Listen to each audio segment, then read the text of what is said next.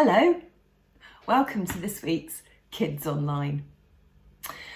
This Sunday is Remembrance Sunday, and so you might have noticed lots of people wearing poppies. So my poppy's quite a small little stud and it's on a red t-shirt, so you can't see it so well. But you might have a bigger poppy, or you might see different types of poppies, people selling them or wearing them. And that is because people use the symbol of a poppy to help us remember brave men and women who have died fighting wars to keep us safe. So at some point on Sunday, or perhaps on Armistice Day, which is the 11th of November, we might observe a minute's silence or have an act of remembrance. And we thank God for those people that have given our lives and continue to give their lives for us. And we also want to pray for those people whose lives are even now being affected by war. Now, also in this session, we're going to look at another prophecy from Isaiah. And this prophecy is a promise that one day God will bring peace and justice to our earth. So we're going to start the session with singing All Through History about Noah's Most Enormous Boat by Nick and Becky Drake, one of my top favourite songs. I just love the words and the actions and knowing that God's with me. So remember all those situations that God was with people in, and remember He is with us in exactly the same way today. So let's get singing.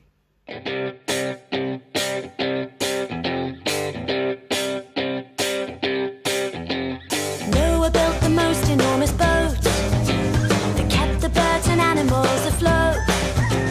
The Lord was good, the Lord was strong, and Noah lived his life for Him.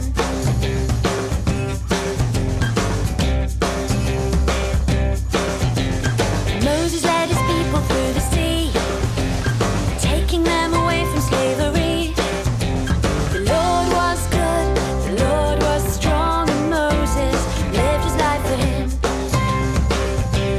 Oh, thank you, that all through history you were faithful. Thank you, that you are just the same when it comes to me. When it comes to me.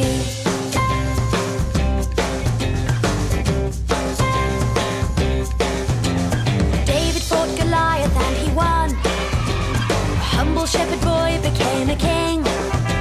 The Lord was good, the Lord was strong, and David lived his life for Him. Daniel was inside a lion's den, but God brought him to safety once again. The Lord was good, the Lord was strong, and Daniel lived his life for Him. Oh, thank you,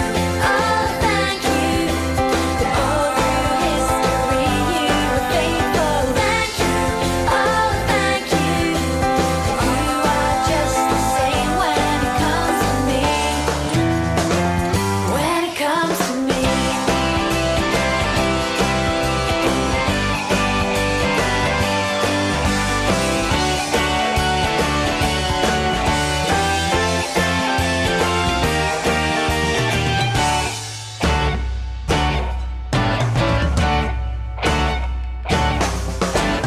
Jesus died to take away our sin, so we could get to know our God again. The Lord is good, the Lord is strong, and we will live our lives for Him. Oh, thank you, that all through history you were faithful. Thank you, that you are just the same when it comes to me. Thank you, that all through history you were faithful. Thank you,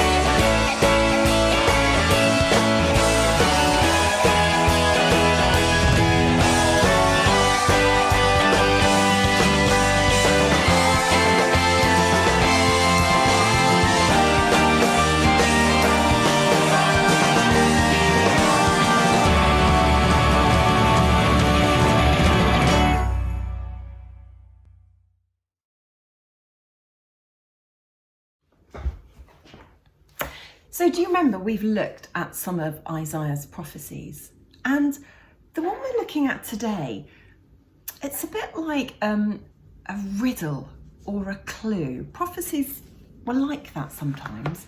So it wasn't always clear what it meant. You have to unpack it and dig away at it and almost work out the clues. And the other thing about prophecies is that they can be prophesying about different times in the future. So I've thought of a way to illustrate this. Now, I'm not very good at drawing, but I like having a go. So I hope this works out. What you've got to imagine is that a prophecy is like, oh, I don't know where to put my elbow. A prophecy is a bit like looking through a telescope. So just in case you don't know, this is a person, okay? Smiling person. Oh, can you see? That's so tiny. Sorry, I didn't realise that was quite so small. Never mind, it doesn't matter. Okay, here's my person. And my person is holding a telescope up to his eye. There we go. There's the telescope. Let's put a fancy decoration on the telescope. All right, so now he needs to hold it because he can't just suspend it. There we are. He's holding his telescope. Can you see? Now, it's like he's looking at some hills far away. So he's looking first of all at this hill. And this hill is, in the prophecy, this is what's going to happen probably towards the end of Isaiah's life. I'm not exactly sure, but during his lifetime or at the end of his life. But that is when the kingdom of Israel was defeated by, is it the Assyrians or the Babylonians, and taken away. So that was going to happen soon. Can you see that? Then it's like he can see a mountain behind that through his telescope. And this part of the prophecy is going to be about a few hundred years later, and that's talking about Jesus being born. So let's say a few hundreds of years, okay? And then in the distance, quite a long way away, can't really make it out too clearly, there's another mountain, and that hasn't happened yet. That's the future. Okay, so this is us or Isaiah looking through the telescope, ooh, and we can see the prophecy, and we can see that some things were going to happen soon. That was going to happen to Israel. And that happened in the Bible, okay? Then the next part of Isaiah's prophecy, he could see all the way into his future, which was when Jesus was born. But of course, we're even further on. It's like we're here. So we celebrate Jesus being born, don't we? But part of Isaiah's prophecy was looking even further in the future to a time that we've not reached. It's future for us too. Okay? So bear that in mind when we look at the prophecy. I hope that made sense.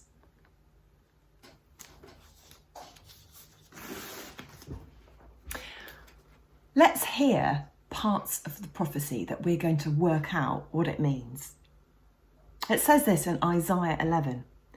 A shoot will come up from the stump of Jesse. From his roots, a branch will bear fruit. The Spirit of the Lord will rest on him, the Spirit of wisdom and understanding, the Spirit of counsel and of power, the Spirit of knowledge and of the fear of the Lord, and he will delight in the fear of the Lord. And then later on, it says some really strange things. The wolf will live with the lamb.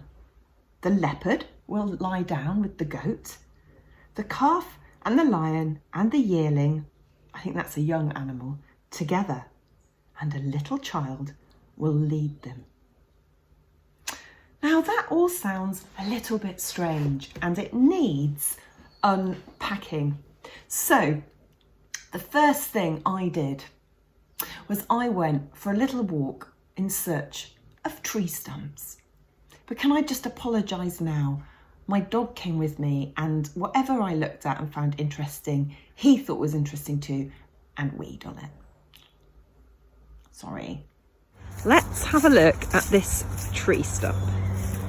Okay, so it's a little bit destroyed, but you can see that the tree has been cut down, and then little bits of the stump have been dug up or moved away, and this does not look like it's going to grow again. It's the end of a tree. Wow, look at this stump here. This is a massive stump. This is almost like an old tree that's been uprooted and then fallen over. Let's go and have a look. Oh good, the dog's weeing on it. That'll help, won't it? Lots of organic, nutritious.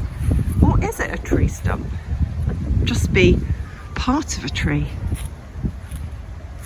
And that hasn't got new shoots on. That's old ivy and things just sort of growing over it. That's not from the tree. Okay, I found some more stumps, but these are the other side of a dirty ditch. So I'm actually not going to clamber through that, but I shall zoom my camera. Can you see? These are trees that have been cut down. So you can see the stump, but new shoots have grown up, new branches have grown up. And if they are left alone to grow, they will make new trees. Wow, I'm really excited. I have just found this tree stump that actually is an old stump. Hang on, I've got to get the sun the right way. This way, dog. It actually is an old tree stump that's been chopped down, and it's got a new branch going from it. Can you see that? Sorry, I'm holding the dog on the lead as well, so. I'm sorry about the ending there on that video, but my phone battery decided to pack up whilst I was talking. How rude. So let's unpack what some of that means. As we've seen, a stump is a tree that's been cut down. And that's talking about, oh, that doesn't show up. That's talking about the kings of Israel. Here we go. They are like the tree stump that has been cut down. Chop, there's an axe. No more kings of Israel. But, so that's talking about what's going to happen soon. But the next part of the prophecy talks of a new shoot growing from that stump. Because Jesse was the father of David, King David, who was one of the great kings of the Old Testament. And from his family line, there will be born a king. And of course, we know who the king is. That was from the line of David and was born in Bethlehem. We know that's Jesus. So Jesus is let's try and draw Jesus here. Not sure I've drawn Jesus before. There he is. Jesus is the new shoot, and not only is he from the kingly line, but he is God's son. He's got God's spirit absolutely right the way through him, and that's why, unlike the kings of Israel, he was full of, what does it say, righteousness, wisdom, understanding, power, fear of the Lord, delights in the Lord. So that's talking about those two parts. And then the last part, oh, I've got a picture here. The last part is talking about the future. It's talking about when Jesus comes back to earth again. And this time comes back and reigns as king. And that is going to be, you see this picture? That is going to be when even the animals will be at peace with each other. So that all these animals you wouldn't normally find together, like here we've got it might be a flamingo with a blue beak, and a tiger and a crocodile and a person all together. And there's a lion there. And it's a real symbol of how Jesus is going to bring peace into the world. We're going to carry on thinking about the peace that Jesus brings in a minute. But first of all, one of our Scramblers leaders, I can't say that, Scramblers leaders, Alison, is going to show us a remembrance themed craft. Thanks, Alison. Hello everyone, my name's Alison and I'm one of the Scramblers leaders. It's lovely to be joining you on this special Remembrance Sunday when we remember the soldiers who have died in wars, especially the First and Second World Wars, giving their lives for us so that we can have peace and freedom in our country. You'll notice that a lot of people are wearing poppies, like this one here, which was a special flower chosen for remembrance as it grew on the battlefields of France where many soldiers died. So in craft today, we're going to be making a wreath of hands and poppies to remember the people that gave their lives for us. So the wreath is going to look like this. So first of all, you need to find some pieces of card. So you need different shades of green card, a bit of black card, and also some red card for the poppies. So you start off by drawing around your hand, and you can maybe draw around the hands of everybody in the household, which will be great, on a piece of green card. So draw around your hand and you end up with a hand shape like that and cut it out, and then you need to do that 10 or 11 times to make enough hands to go around the wreath. So start off by doing that, and then in order to make the poppies you need the red card, and you're going to start off by cutting out a heart-shaped petal. And then if you use that as a stencil and put it on a piece of red card, and then cut out 4 of those. So I've got 4 petals here, and then you're going to stick them together to form a poppy. So the poppy is like this one and the one I'm wearing as well. So we'll just stick those together.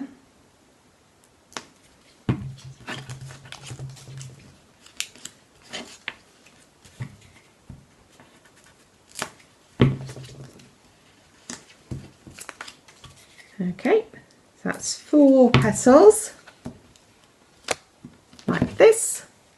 Okay, and then we're going to cut out a black disc, and that's going to be the centre of the poppy. There we go. So there's 1 poppy, and you keep on making those and make as many as you like to go around the wreath. And then the final thing, the final touch, is going to be a little sign at the top which says, "We will remember them. We will remember all the people that died in the wars and the people that gave their lives for us so that we might live in a free society." So that's the finishing touch. So I hope you have fun making it and have a lovely day. Bye-bye then. Right, I'm going to attempt to draw. Let's see if I can draw a lion. Actually, it's so small, I could be drawing anything, couldn't I? There we are, a lion.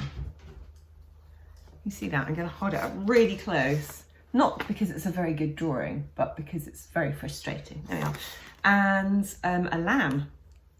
But the thing is, we need to ask ourselves, how does this prophecy affect us today?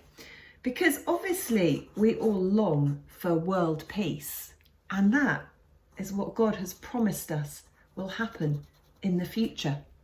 That's my lamb, can you see it? But as we said earlier, we're kind of living here in the prophecy. We're living after Jesus has been born, but before he comes back in the future. And Jesus taught us lots of things that we can read in the Bible, and he gave us his spirit to live inside each one of us. And he has given us the job of bringing peace where we are until he comes again. It's our job to be at peace with each other as much as we can. And although we can get very angry, and rightfully so, about the wars and conflicts happening around the world, we have a responsibility to bring peace in our own little part of the world, our own lives, our own friendships. Now, there's some verses from the Bible in which there are lots of different things about how to bring peace, and I've included those on the Kids at Home session of the website. But basically, Jesus says things to us. He says things like, when people are mean or unkind to you, don't be mean back. That's hard, isn't it? Jesus also asks us to forgive each other, just as he has forgiven us. Again, I think that can feel hard too, can't it? The thing is, it doesn't mean that we should allow people to go around being unkind or mean. And it certainly doesn't mean that we shouldn't feel upset or even angry if people are unkind or unfair or do the wrong thing. But I think the difference Jesus is saying is, he's saying, you have the Holy Spirit inside you. You've got me inside you. So we can ask him to show us how to respond. It's going to be different in every situation, isn't it? And we can ask him to protect and heal our hearts too. All difficult things, much easier for me to say than perhaps to do. But each one of us can ask Jesus to show us and be with us. Now, one of our Trekkers leaders, Dave and Callum, are going to lead us in some poppy prayers. Now, they're going to use a poppy to pray. So if you have a poppy, great, get it out, because then you can use it. If you don't, you can draw a poppy, or you could print one off like I have. It's a bit bigger than my brooch. And then you can use that to join in with the poppy prayers that Dave and Callum will lead us in. Hello everybody, how lovely to see you. Now, we're going to talk about poppies and prayers because, do you know, anybody can be involved in prayers for remembering, whether they're in the church or at home. All you need is, for this simple prayer, is a poppy. Look, here we go. I wonder how many people out there have got poppies. Do you think quite a few? I think so this weekend. Now, have a look at your poppy. Have a look at it. And let's have a look. Poppies are bright and cheerful flowers, aren't they? So we want to give thanks to God for the lives of those who have died in wars, and remembering all the joy that they brought to our families and friends, and all the good things they did for their home and their country. Now, let's look at the red petals. Let's look at them. Look at yours. Red reminds us of danger and harm, doesn't it? So ask God to be close to those who are still facing danger each day today, and to give courage to armed forces and compassion to all those people who help others. Now, let's get our poppy and put your hand over the poppy, okay? Now, poppies are also fragile and they need to be handled gently. God cares for all those who are hurting and all those who are sad. So let's ask God to comfort all who are grieving the loss of somebody they love. And finally, put your finger on the centre of the poppy, okay? And ask God to help you, so that's everybody out there, everybody who's watching this now, you to play a part in working for the peace in the world. Amen. Thank you, Dave and Callum. We're going to finish our session this week with a song from the Cheeky Pandas called God Suit On. I think taken from a well-known passage in Ephesians about putting on God's protection. One of my favourite parts of this song, I think it might be the chorus, but it says, when I feel weak, you make me strong. Never back down. Put your God suit on. Yeah, I had to practice all the actions for Kids Zone a couple of years ago, I got very fit and very exhausted, but I might brush up on my little dance routine there.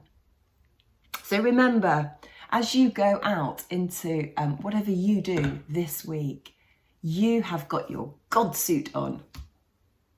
See you soon. Bye-bye.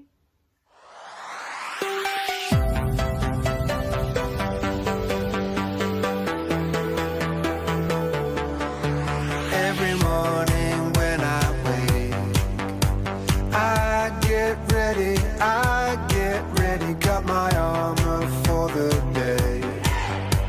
I get ready, this way, I know you're with me every step I take. Oh, this way, I know you're with me every step I take.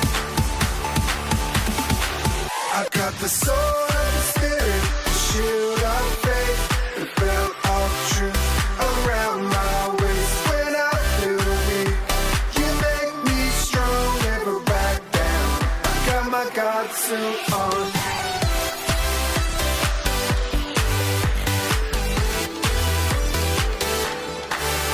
Every battle that I face, I'll be ready when the arrows fly my way.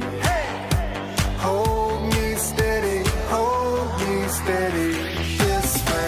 this way, I know you're with me every step I take.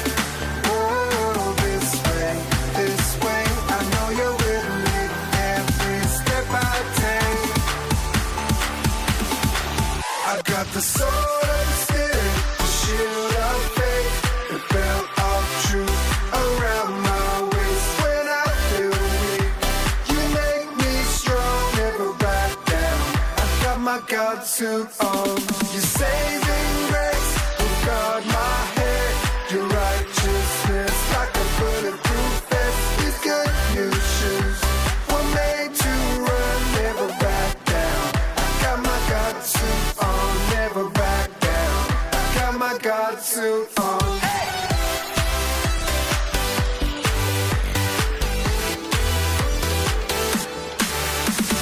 10, 9, 8, 7, 6. Got my hands in the air and your praise on my lips.